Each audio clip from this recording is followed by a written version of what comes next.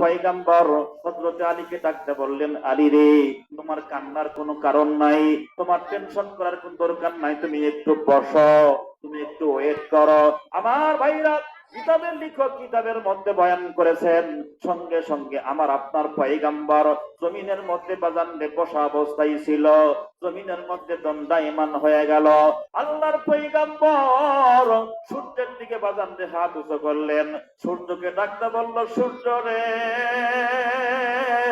আসর নামাজের সময় এই জায়গায় ছিলা, তুমি সূর্য সেই জায়গায় চলে যাও, আমি পয়গম্বর আলীর সাথে নিয়ে নামাজ আদায় করব।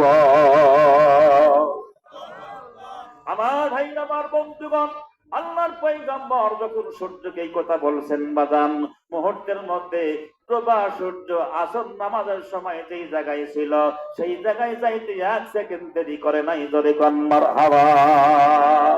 আমার ভাইরা, আমার বন্ধুগণ, হযরত আলী রাদিয়াল্লাহু তাআলা নবীকে সাথে নিয়ে সেইখানে বাজান নামাজ আদায় করলেন। ভাই গো, তারপরেও আল্লাহর পয়গম্বর নামাজ কাজা করেন নাই। আর আমার আপনার বাজানকে যখন সংসারে একটু বাজান কাজ বাজে, যখন কাজের মৌসুম যখন লাগে, আমি আপনি কত নামাজ কাজা করে দেই। আবার অনেকে বাজান এমন চিন্তাও করি, নামাজ হয়তো আজকে পড়তে পারলাম না, আগামীকালকে কাজা আদায় করে নেবনি।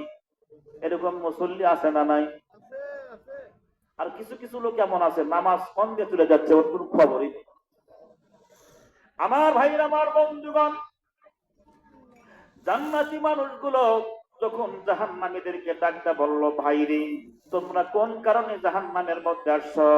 এইবার জাহান্নামীরা কাঁদতে থাকবে আর বলতে থাকবে, ক্বালু লাম নাকু মিনাল